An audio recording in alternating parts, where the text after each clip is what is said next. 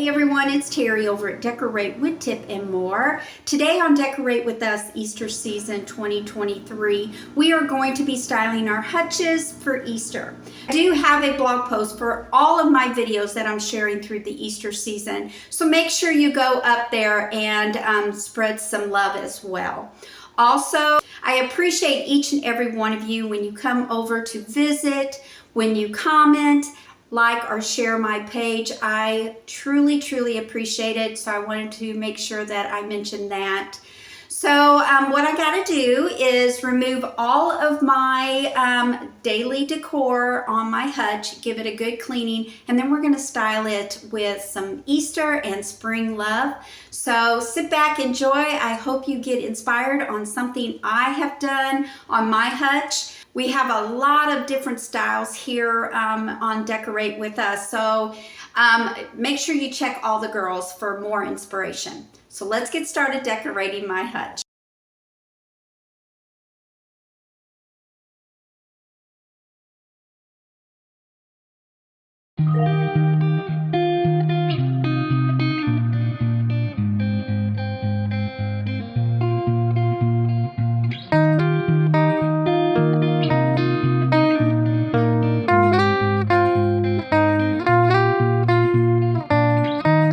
Okay, now that all of my decor pieces are off and put away, I gave the piece a really good cleaning.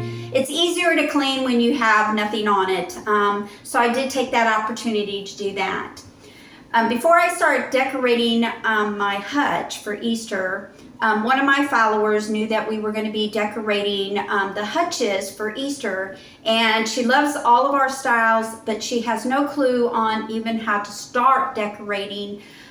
She says she likes to copy things. We all do. I go on Pinterest and all the other social medias and gather inspiration. That's why we are here sharing what we do in hopes that we help someone decorate a piece for their home. But I don't want to just start putting things up and telling you where I got things. I want to kind of explain this time why I do what I do in hopes that it will help her and maybe help someone else. So I am not the type, do not have a degree in decorating, nor am I doing this for a living. I do this just for our home, and then I share what I do with y'all. So when I don't decorate in the rule of odd numbers, I'm sorry. I just do what I feel looks best for my home. So if I am doing something incorrect in the decorating rule book, forgive me. And just go on to someone that knows exactly what they're doing, because I wing it most of the time. So let's just get started. We can be all day talking. At least I could. But anyway, what I normally do is I look at my piece that I'm decorating and I focus on where I'm going to put the anchor piece, the larger, bolder thing that will be the theme of the hutch. It kind of gathers your eye first, and then it spreads out to the rest of the decor. On my hutch, it's always this top shelf because, as you could tell, I have more area and I have more options because it's taller than the other parts of the hutch. So I like to start with that. Once I get that particular piece, then I kind of start building around it. So I'm going to start with my Kirkland's revamp of the one-line bunny. I took this canvas and did a complete change on it. You can see the full tutorial up on my blog. But this will be my anchor piece, my theme of my hutch. Also, I am going to pair it with this DIY frame. You can tell I used the back of a frame I already had, and I used that peel and stick to the back just to give me a little bit of a contrast, a pattern, because there's no pattern here, just to give it a little more oomph. So I am going to add the frames to my hutch. So now that I have the big focal point there, your eye's just staying right there. If you could tell, your eye is just on that bunny. It's not going anywhere else. So what we need to do is add larger pieces to balance out the setting, just to kind of keep that eye flowing. So what I'm going to do is I'm going to use bigger pieces on each side, and I'm going to use a vase to one side, and I'm going to use my white pictures.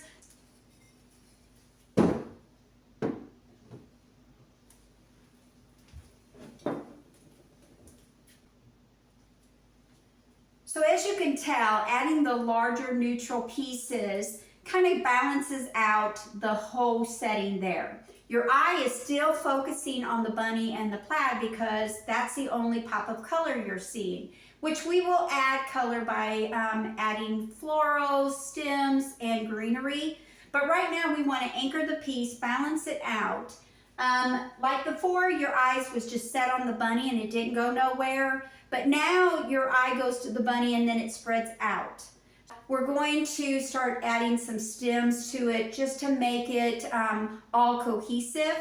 So I'm going to use a bundle that I found in Kirkland's last year. I did take parts of this to add to another shelf, but what I'm going to do is kind of bend it a little bit so it makes it like a teardrop effect. And I'm going to add it to this first picture here and just let it drape down to make a waterfall appearance.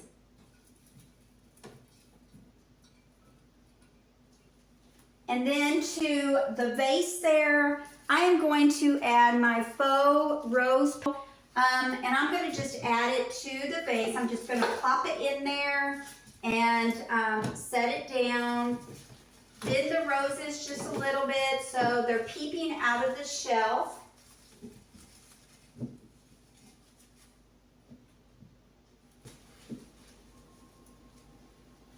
So I'm really liking how just that touch of greenery and color builds my setting up, and my shelf is almost complete, but I want to add some filler.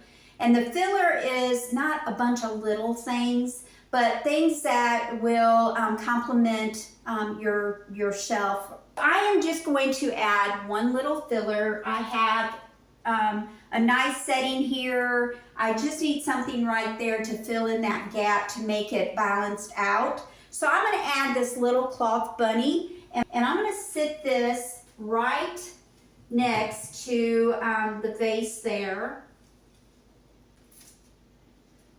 So using that little filler to fill in that gap created a balance between this side and that side. Did I use the rule of odds? No, I have 2 on this side, 2 on that side, and my focal point. It looks balanced to me. I don't feel like I need another thing on the shelf. So sometimes the rules that you go by works, and sometimes you don't want it to work. If it makes you feel happy how you have it designed, stay with it. You're the one that has to live with it, nobody else. So I'm going to call my shelf done. I like how that looks. You have to have a focal point on each setting or each shelf. On a small piece like this, I wouldn't advise you to have more than one focal anchor piece because you don't want your eyes to go crazy. You just need one item to rest your eyes on and then let everything just flow through. That's just my opinion. But my Hutch here is pretty small. So if I have a lot of focal points, where would your eyes rest? So what I'm going to do to my shelf is I'm going to keep the softness going and the theme and the color, but no more bold pieces. Just subtle pieces to keep that softness going, because that's what I want my Hutch to feel. So what I want to do is build my settings with the larger items first. So I'm going to add this cute vase. It has the pink colors that I'm going with a coral pink. I'm going to add that to this side of the Hutch. And then I'm going to add this frame that I found on the clearance shelf in Kirkland's last fall. I want to add that to this side of the shelf. So I added the two larger items on the shelf there. So now what I want to do is start building each of my little settings. To this setting, I am going to add this cloche with some colorful eggs. So I am just going to take my cloche, fill up my cloche with the eggs, and then put the bottom on, and then turn it right side up. And I'm going to give it a little shake to fill in, and that complements the colors that I am going with. I'm going to sit this next to this vase, and then I'm going to add something to this side, and I'm going to go with another bunny that goes with this bunny, and I'm going to place it right next to the sign here. So now what I want to do is add a little bit to the middle. I have these cute little dessert plates. They have all the little colors and the polka dots, and then we have the little bunny with the bow tie. I'm going to sit this right here. Then I'm going to add this little vase that complements that vase there. Plus it kind of goes with the carrot and the plaid in the print. I'm going to place that right next to the plates here. I'm going to add a little bowl, and it's the right color of pink, and I'm going to add that to the plate. So now what I want to do is add a little bit of texture to this shelf and give it a little more pop. I am taking bits and pieces of this greenery and add it to this vase right here. I'm just going to plop it in this vase and have that water fall effect because my shelf is not so tall. So I want this to be droopy and not sticking straight up. So I'm going to place that back on the shelf. As you can tell, the greenery is the same across the top shelf there. And then I want to add a tulip to this little vase right here. Just let it kind of curve off of that vase there. And now I'm going to add a little filler just to complement the bunnies that we're going on with the shelf. I have my two little bunnies. I'm going to add one to the bowl. I'm going to just have him where he's just laying comfortably in that bowl there. And then one right in front of that vase. And I'm going to call that done. We're going to finish up the hutch by doing the top of my cabinet here. I want to keep everything flowing nicely. It is a little darker on this part of the cabinet because of the wood grain here. I do like my tray here. I know that it's still dark and it blends with the top of the cabinet here, but we're going to make it work, and I'm going to show you how. But this is a large item that I will be placing on the shelf along with 4 stacked plates. These are salad plates, the right shade of pink.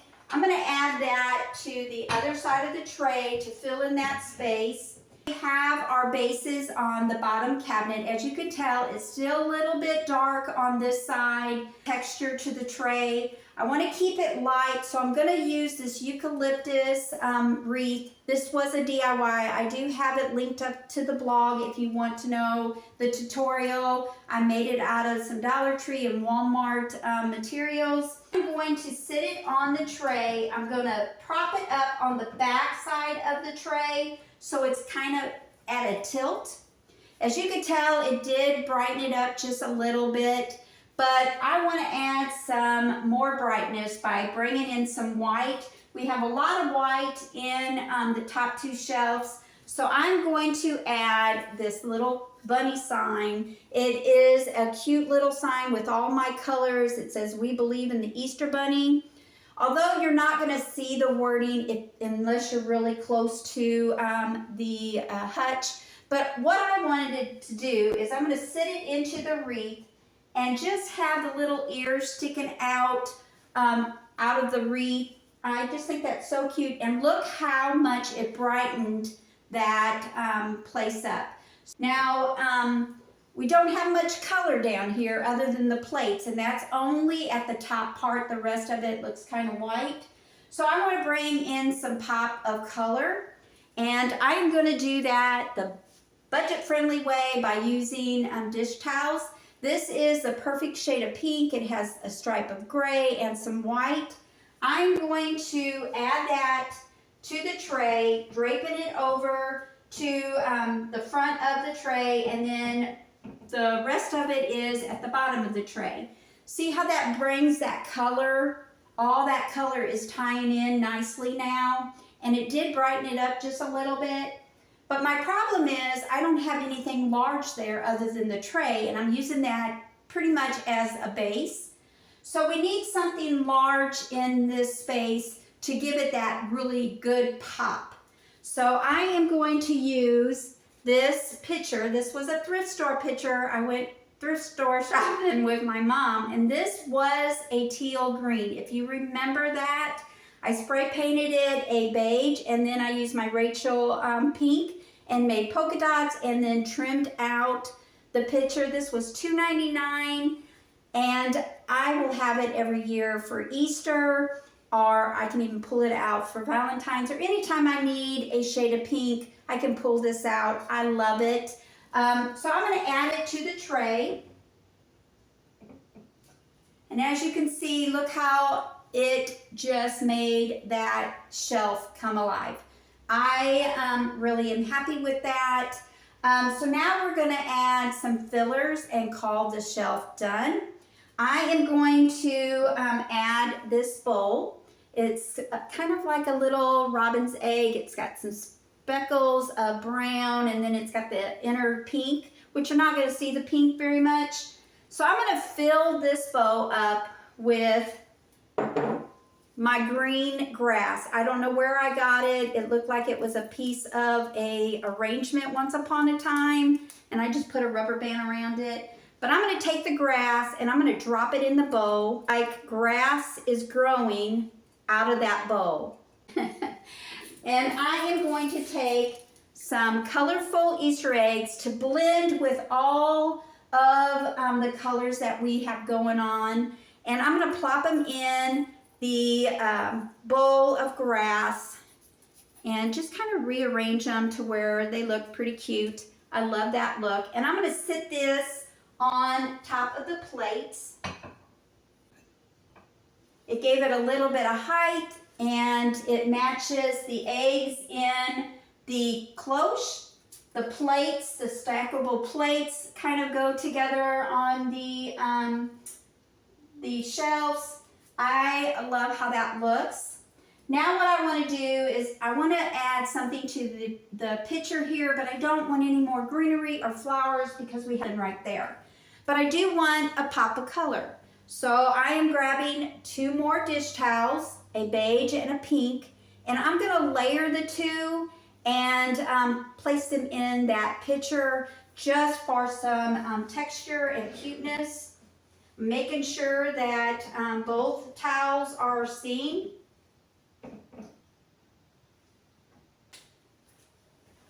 Let me change this around.